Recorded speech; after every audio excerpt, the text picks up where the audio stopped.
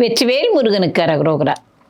பத்திரிகை.com அன்பர்களுக்கு என்னுடைய பணிவான வணக்கத்தை முதலில் தெரிவித்துக் கொள்கிறேன். நாம் இப்பொழுது பொது பாடலில் ஒரு அழகான பாடலை பார்க்க போகிறோம்.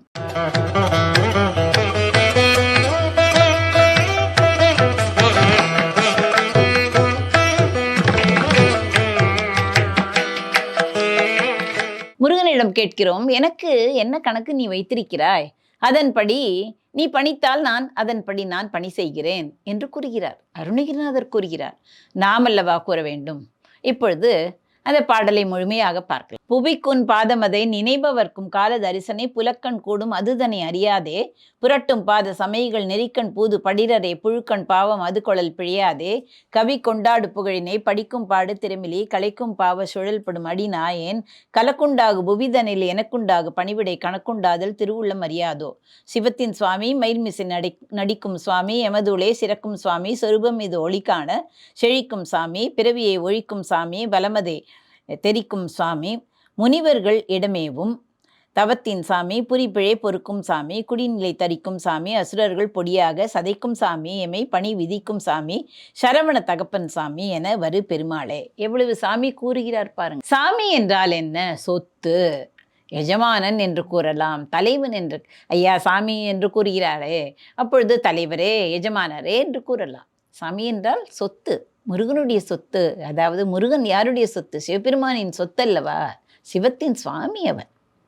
புவிக்கு உன் பாதம் அதை நினைப்பவர்க்கு.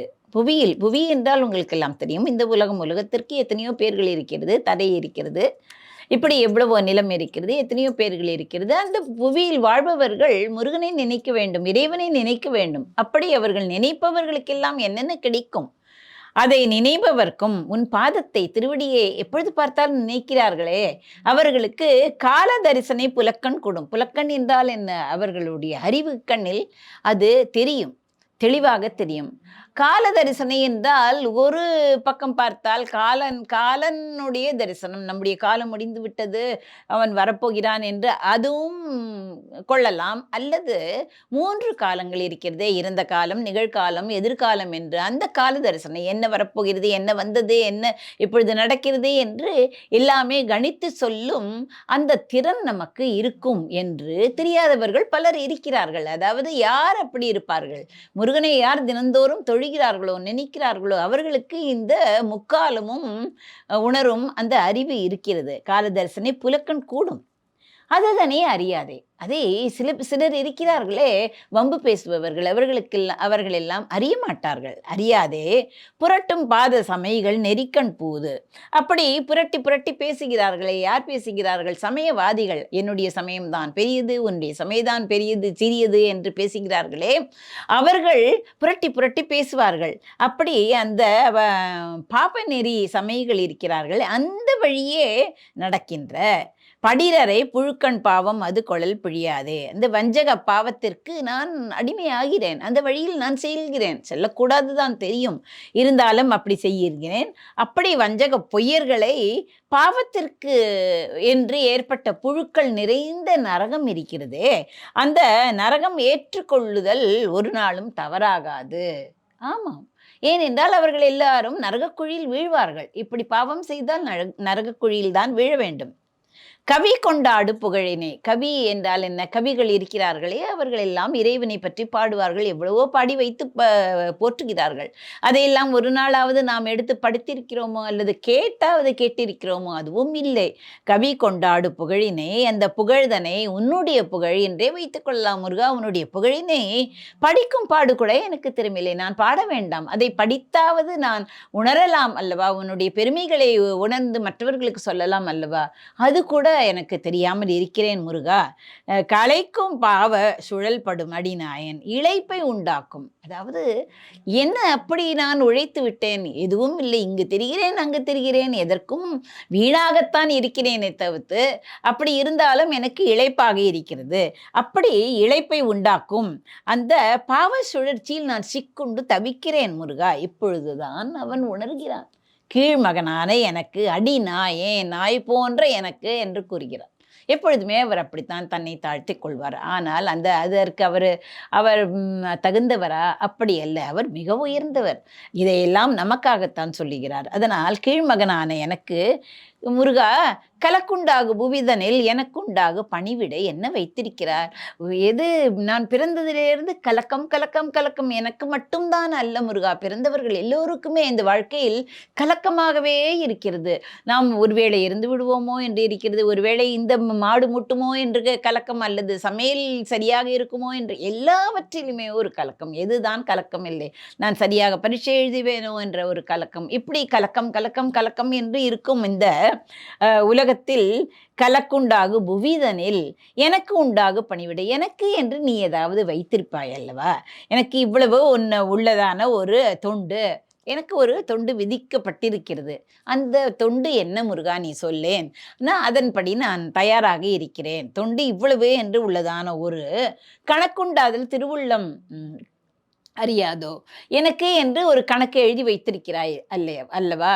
அந்த கணக்கு உனக்கு தான், உன்னுடைய திருவுள்ளம் தான் தெரியும். அதை அறிந்து கொண்டால் நான் தொண்டு செய்வதற்கு வழிவகுத்தாற் போல் ஆகும் அல்லவா என்று எவ்வளவு அழகாக கூறுகிறார். நமக்கு கூற வேண்டும் என்று தெரிகிறது, ஆனால் கூற தகுதியும் இல்லை, கூறவும் முடியாது. அவ்வளவு தமிழும் தெரியாது, அவ்வளவு உணர்ச்சியும் இல்லை, அவ்வளவு பக்தியும் இல்லை.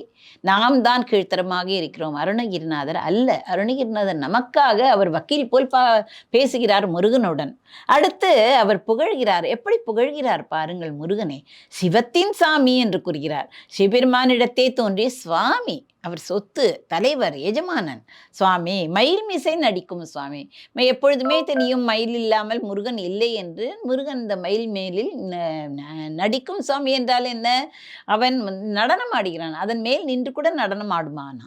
எமது உளே சிறக்கும் சுவாமி, என்னுடைய உள்ளத்தில் நீ குகனாக இருந்து நீ விளங்குகிறாய். எவ்வளவு விளக்கம் தருகிறாய். ஜோதியாக இருந்து பிரகாசிக்கிறாய். என்னுடைய இருள் இருக்கிறது என் நெஞ்சத்தில், அதையெல்லாம் அகற்றி நீ விளங்குகிறாய் முருகா.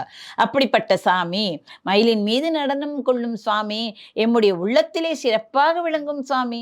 சொரூப மீது ஒளி காண செழிக்கும் சுவாமி. தனது திருவுருவம் இருக்கிறதே, அந்த திருவுருவத்தின் பேரொளி.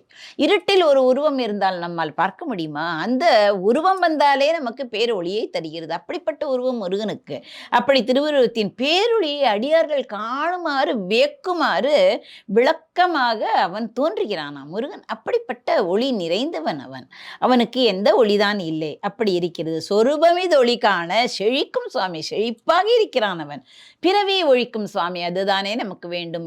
எதற்காகத்தானே பாடுபடுகிறோம் நாம். இப்பொழுது இருந்தால் மறுபடியும் பிறவி எடுக்க வேண்டும், மறுபடியும் இறக்க வேண்டும், மறுபடியும் பிறவி இருக்க வேண்டும். இந்த சுழற்சியில் நாம் அது சிக்கிக்கொள்ளாது பிறவியே இல்லாமல் முருகனிடம், முருகனுடைய அடியில் இருக்க வேண்டும். ஒரு பூவாக நாம் விளங்க வேண்டும்.